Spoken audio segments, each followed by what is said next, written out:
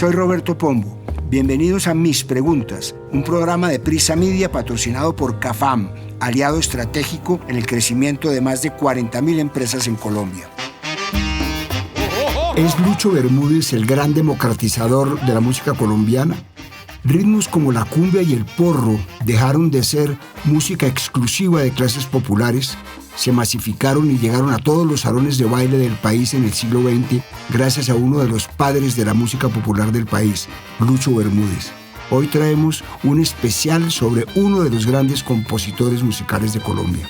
Para este capítulo hablamos con Patricia Bermúdez, hija de Lucho y directora de la orquesta Lucho Bermúdez, con el periodista Jaime Monsalve, con la cantante Adriana Lucía, con el periodista y escritor Gustavo Tatis y con el musicólogo y profesor de la Universidad de Indiana, Sergio Ospina Romero. Soy Roberto Pombo y este es el capítulo 171 de Mis Preguntas. Bienvenidos. Colombia es un país tan diverso que a veces parecen muchos países en uno solo. Eso puede ser una ventaja y una desventaja. La identidad colombiana es amplia y no hay una forma corta o concreta de decir qué nos hace colombianos. Pero hoy yo quiero atreverme a lanzar un mensaje de unidad para acabar con esas discusiones. La música es uno de los aspectos que nos une como país.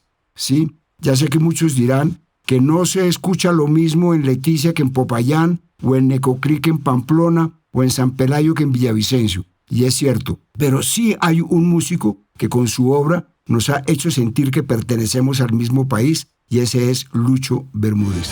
Colombia, tierra querida, himno de fe y armonía. Cantemos, cantemos todos, grito de paz y alegría. Vivemos, siempre vivemos a nuestra patria querida. Su nombre es Luis Eduardo Bermúdez, pero todos lo conocemos como Lucho Bermúdez. El primer gran Lucho antes de Lucho Herrera y de Lucho Díaz. Y ha sido una de las grandes leyendas musicales que ha dado el país, un prolífico compositor que marcó la historia de la música colombiana y que puso a bailar el mismo ritmo a campesinos, obreros, oligarcas y empresarios, a paisas, bogotanos, costeños de Santa Marta, de los Montes de María y a santanderianos. Compositor de grandes clásicos que resuenan hasta hoy, más de 60 años después, como Joselito Carnaval, Sal si puedes, Carmen de Bolívar o Prende la vela.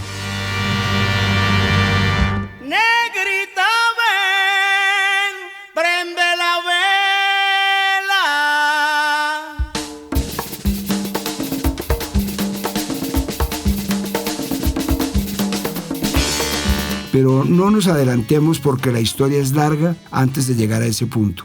A principios del siglo XX, a un par de horas de Cartagena, bajo el sol caribeño que baña el Carmen de Bolívar, había un joven marcado por el destino para hacer música.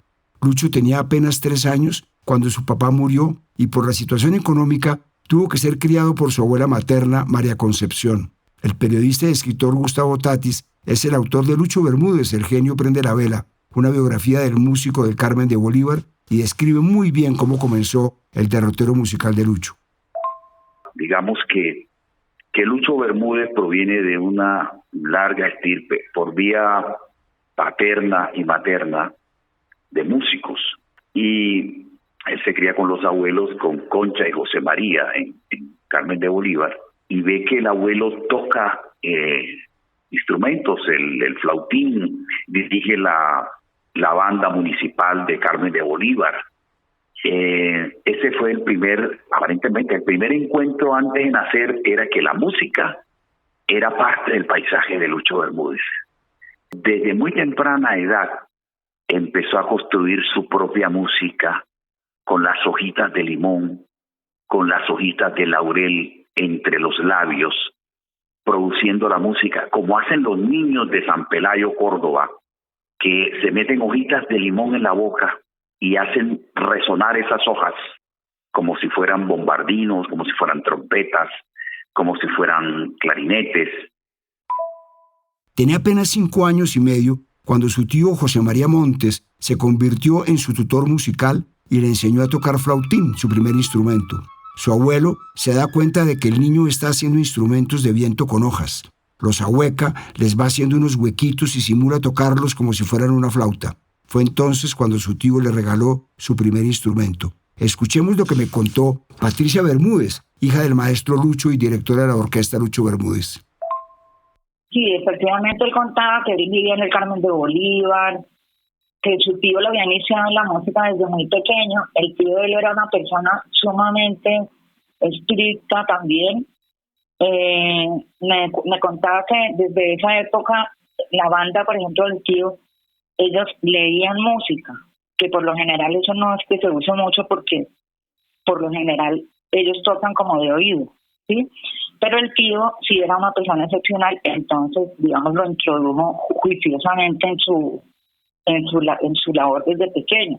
Él recuerda, hablaba de cuando estaban las bandas, que estuvo en tantas bandas de la costa, de Aracataca, de Monpós, bueno, de muchas partes de la costa. Él hablaba de esto. Y otro recuerdo que él siempre hablaba era de su abuela Concepción Montes. Él, hasta el último día de su vida, decía que él amaba a esa señora, que se acordaba de su pelo negro y se acordaba cuando él se acostaba encima, ponía su cabeza en las piernas, que para él eso era el recuerdo más lindo que ha tenido en la vida. Y hasta el final él hablaba de eso. Por esa época la música que tocaban las bandas que se escuchaban en la radio todavía nueva en el país o que se bailaban en fiestas, incluso en la costa, eran ritmos andinos, como torbellinos y valses. La norma musical en el país eran ritmos andinos europeos. Esto me contó el periodista y autor del libro En Surcos de Colores, Jaime Monsalve.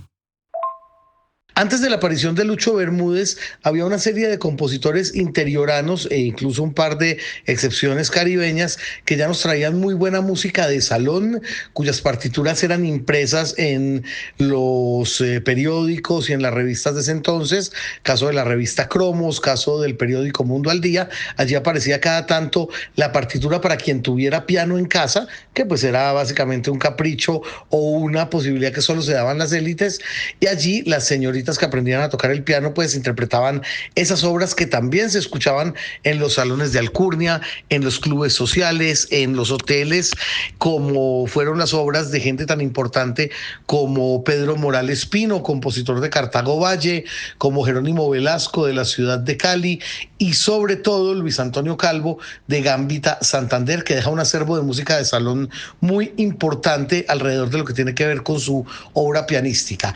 Caso excepcional, el de Adolfo Mejía Navarro, compositor de Cincé, departamento de Sucre, en ese entonces era departamento de Bolívar, quien se convierte en el compositor canónico y adoptivo de Cartagena, un hombre que también hizo composiciones en clave de bambuco, pasillo, danza, polka, mazurca y diferentes otros formatos que también eran muy bien vistos y muy escuchados por las élites del interior del país.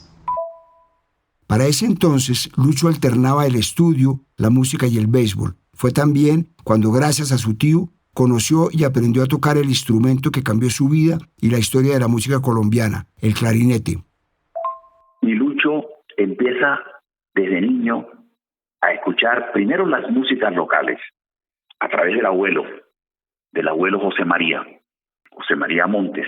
Y a partir de eso, esa es la puerta que se le abre para que el abuelo, siendo muy niño, le permita participar de la banda municipal que tocaba en el Parque del Carmen de Bolívar y luego formar parte de la banda y de manera prematura ser director. Ese es el primer encuentro con el clarinete, digamos, el primer encuentro con el instrumento. El acercamiento de Lucho al clarinete cambió el rumbo de la música colombiana para siempre. Como dice Tatis en su libro, con el clarinete Lucho comenzó a abarcar el mapa sonoro y rítmico de Colombia. Los ritmos del solar caribe, cumbias, gaitas, porros, fandangos, mapalés, paseos, merengues, los ritmos del interior, torbellinos, pasillos, joropos.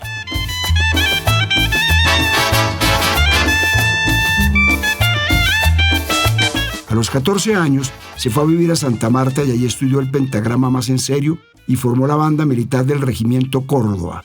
Ahí no solo aprendió a tocar otros instrumentos como el bombardino, el trombón, el clarinete, sino que junto a los maestros Mier y Noguera empezó a componer sus propias canciones y siendo director de una banda por primera vez, Lucho vive en directo uno de los momentos claves de la historia de Colombia, la masacre de las Bananeras. Director de la banda militar del Batallón Córdoba en ese entonces.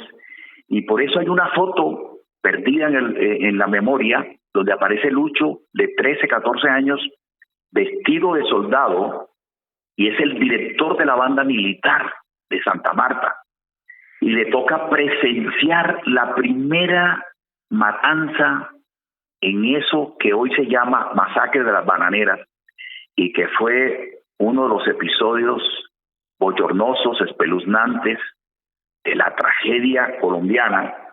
Y Lucho, en ese entonces, que era el director de la banda, decide disolver las bandas militares después de la masacre. Y Lucho queda a la deriva, buscando trabajo en los pueblos del Caribe. Y en ese recorrido por el Caribe, por esos pueblos, aldeas, se reconcilia o se encuentra con las músicas indígenas, se encuentra con los porros, se encuentra con las músicas de Palenque, se encuentra con los valses y los pasillos que se interpretaban en Ciénaga Magdalena, se encuentra con ese movimiento musical que tenía un gran esplendor en Ciénaga Magdalena, y Lucho se convierte en un profesor de música a domicilio. Cuando Lucho conoció la música que tocaban los negros, los campesinos y la clase popular de origen indígena y africana, cambia para siempre y marca una segunda etapa de su vida.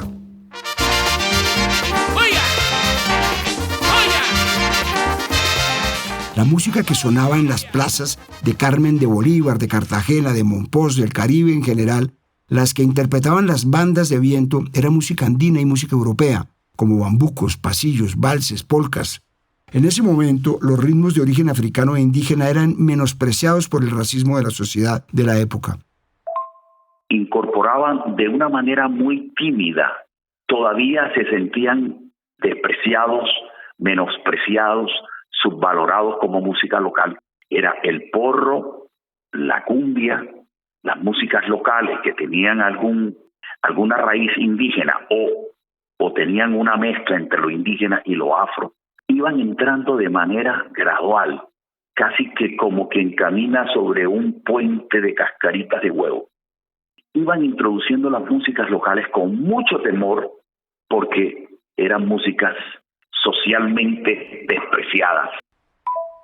Lucho después se muda a Cartagena, donde dirigió la orquesta A número 1, y a los 3 años fundó su Orquesta del Caribe, que después fue renombrada por el nombre que conocemos todavía hoy, la Orquesta de Lucho Bermúdez. Y una de las particularidades de Lucho, que muestra por qué era un genio, es que componía la música de todos los instrumentos de su banda y al mismo tiempo la letra. Era un compositor prolífico que, así como podía sacarle música a las hojas de las matas de papaya, también componía sobre cualquier tema. Sí, lo que pasa es que él le tocó, bueno, primero hablamos de lo de las letras. Él era muy juicioso con las letras, incluso tenía cancioneros. Él cuando hacía alguna canción, él hacía los arreglos musicales y aparte, él en una hojita, en la máquina de escribir, escribía las letras de sus canciones. Si uno revisa de qué trataban sus melodías, yo llegaba a la conclusión de que él lo que hizo fue dibujar a Colombia con la música, porque él habla de los lugares, de muchos lugares, digamos, él con su música habla de la playa, habla de Marbella, habla de Cartagena, habla de Santa Marta, habla de Medellín. Entonces, digamos que él, le cantó a todo Colombia. Sin embargo, las oligarquías de Bogotá no estaban listas para la orquesta de Lucho Bermúdez. ¿Por qué le fue mal la primera vez que Lucho y su orquesta tocaron en Bogotá? Porque en esa época lo que se escuchaba aquí en el interior era pasillos, bambucos, y la música de la costa, como era la cumbia, como era el porro, eso era considerado música de indios, música de negros, música diabólica. Este es quizás el momento en el que la magia sucede, cuando la mezcla entre música andina y europea, como los valses y los bambucos, y los ritmos de origen africano e indígena se conjugan en las big bands.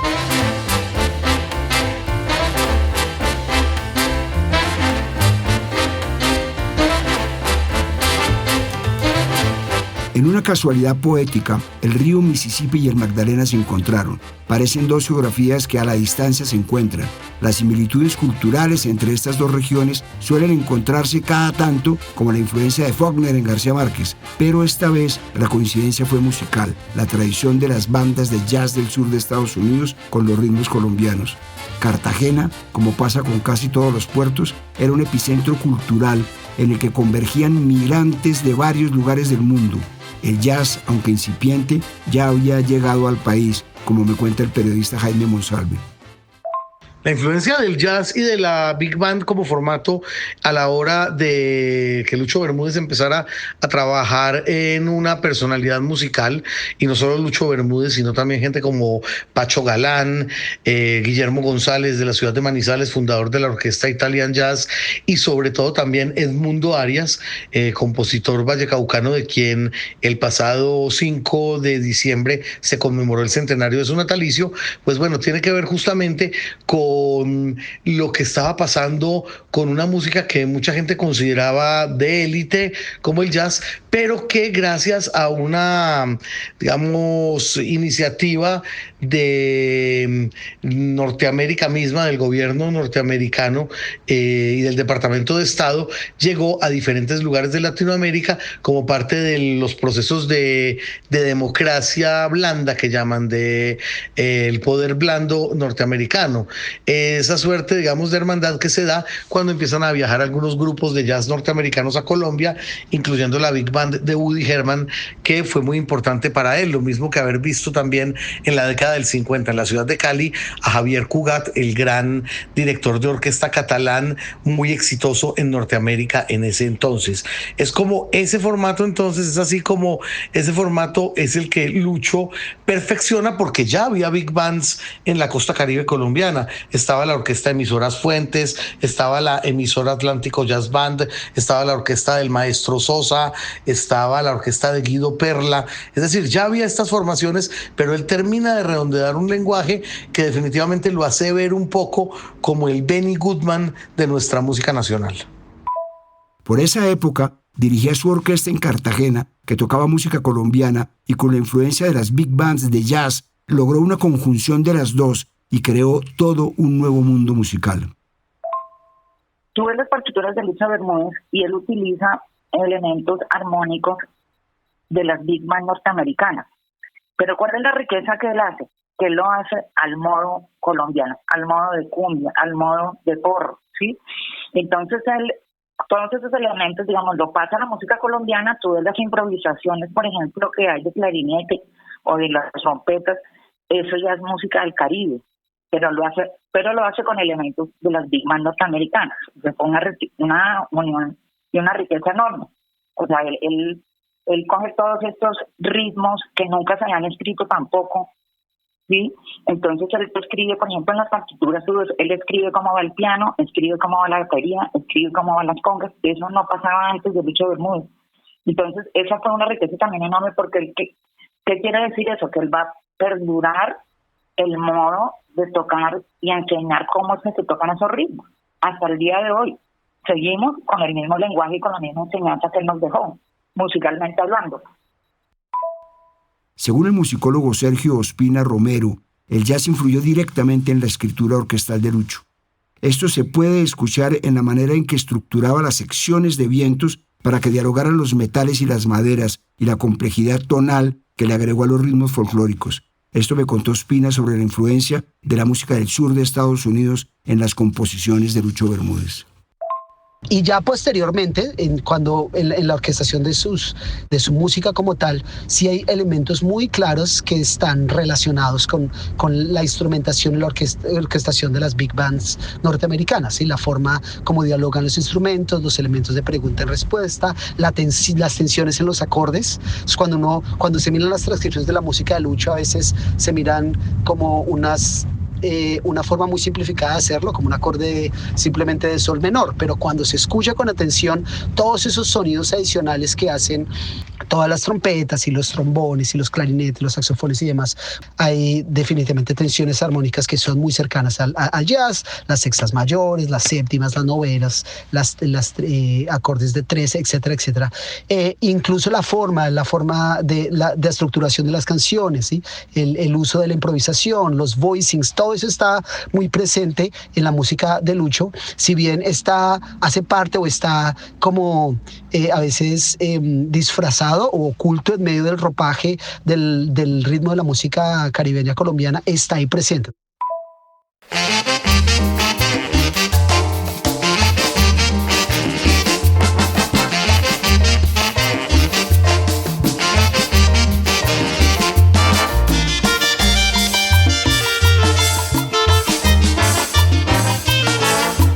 Esa influencia de las big bands de jazz de Estados Unidos y de Cuba no solo fue musical, el aspecto estético también jugó un papel clave en la consagración de la orquesta de Lucho Bermúdez y le permitió tocar en clubes de la clase alta del país, donde antes los ritmos de origen africano e indígena no tenían entrada.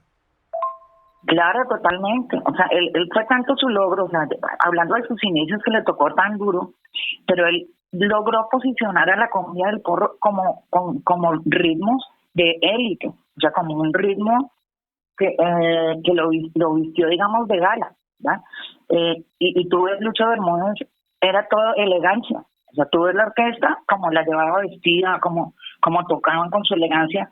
Él, que era lo que estaba haciendo, posicionando esos ritmos a la manera elegantemente posible, de todo punto de vista, arreglístico, visual, de orden, o sea, todos los elementos que él fue para eso. Y fíjate que lo logró. Y hoy en día tú escuchas cualquier canción de estas y la gente se para y su referente es la elegancia, es el baile bonito, y todos unidos con ese mismo lenguaje.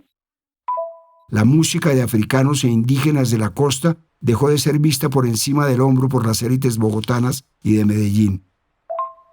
Ahí en esas presentaciones de los viernes en Bogotá asistía mucha gente. Jorge Eliezer Gaitán era uno de los asiduos que escuchaba a Lucho Bermúdez y su orquesta. Y después del Bogotazo, él decide irse de Bogotá para Medellín. En Medellín es acogido de manera unánime. Digamos, se queda, es el músico del Hotel Nutibara y es el de los clubes sociales de Medellín. Y Lucho, en vez de perderle tiempo a la ofensa de que esa música era una música de pueblerina, no, él le da un estatus al porro y a la cumbia y a las músicas locales. Entonces lo que antes bailaban en verbenas los obreros, los afros y los indígenas, también se bailaba en los clubes. Su éxito en Colombia fue tal que también incursionó en otros países como Cuba y México, donde tuvo una muy buena bienvenida a su propuesta. Allá conoció a Ernesto Lecuona y a Celia Cruz y trabajó en radio en la Cadena Azul y en el Canal 4 de televisión. Las fronteras musicales de Lucho se expandieron más.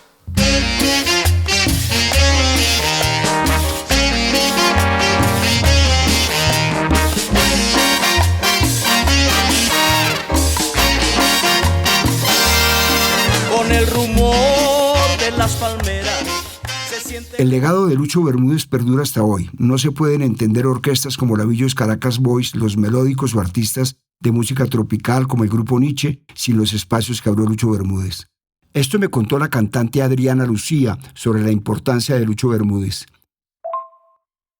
Lucho Bermúdez es el músico más importante de Colombia, sin lugar a dudas, porque fue el músico que le entregó un sonido.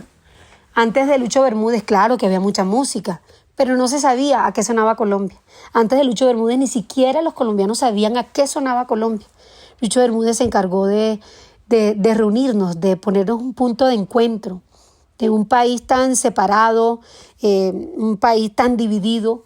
Él logra unir, no solamente desde el gusto, también desde las armonías que crea. Hay un encuentro de regiones y sin duda, aunque la base sonora y rítmica es del Caribe, ahí está Colombia revuelta. Lucho Bermúdez entregó la cumbia al mundo.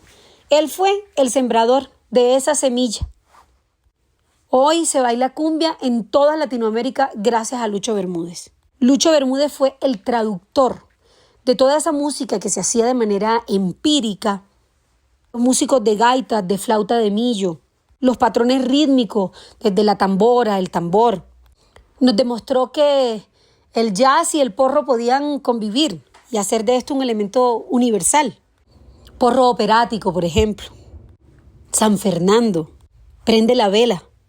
Son obras magistrales que no solamente conectaron con el alma de los que lo escucharon y lo bailaron, sino que también dejaron un legado profundo para todos los músicos de este país.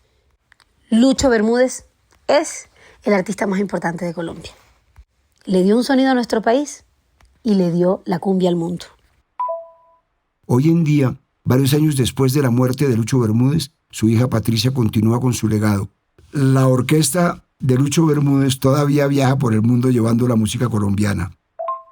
Yo podría decir que si uno escucha toda la música de Lucho, es como si recorriera todo el país, porque le compuso a las aldeas, a las ciudades, a los amigos, a las amigas, a los amores, al paisaje, a los hechos históricos, a los clubes sociales populares.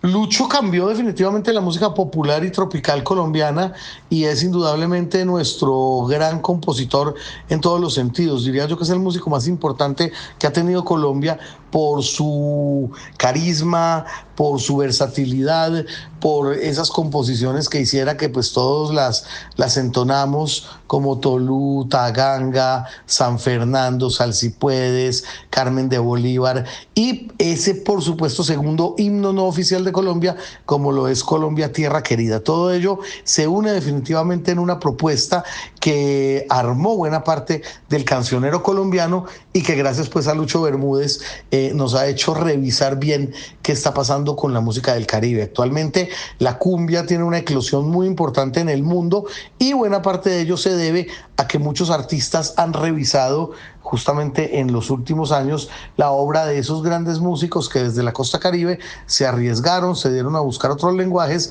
y finalmente nos permitieron conocer mediante otros ropajes esas sonoridades caribeñas convertidas ya, si se quiere, en una música mucho más, entre comillas, siempre entre comillas, fina, si se quiere, o por lo menos más accesible para esos grandes públicos que estaban esperando alguna novedad en el interior del país. El trabajo de Lucho Bermúdez fue tan grande que logró lo que todavía hoy es tan difícil de lograr: ponernos de acuerdo a todos los colombianos, aunque sea para bailar y cantar. Es tan democratizadora la obra de Lucho Bermúdez que, aunque parezca arriesgado, se podría comparar con la que en política hizo en su momento Alfonso López Pumarejo. Soy Roberto Pombo y este fue el capítulo 171 de Mis Preguntas. Nos vemos en el próximo capítulo. A partir de este momento, este capítulo de Mis Preguntas queda disponible en todas las plataformas de podcast. Este episodio fue posible gracias a CAFAM, aliado estratégico en el crecimiento de más de 40.000 empresas en Colombia. Dirección: Roberto Pombo. Asesor editorial: Daniel Sampero Espina. Producción: Juan Abel Gutiérrez y Johnny Rodríguez. Guiones: Juan Abel Gutiérrez y Johnny Rodríguez. Postproducción de audio: Iván Ayala.